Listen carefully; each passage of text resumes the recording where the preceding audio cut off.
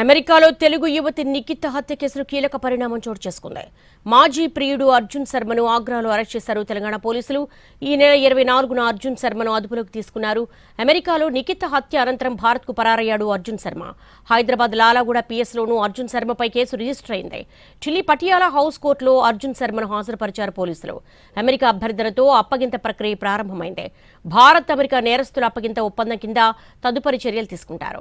2025 December 31న అమెరికాలోని మేరీల్యాండ్లో నిఖితను హత్య చేశాడు అర్జున్ శర్మ.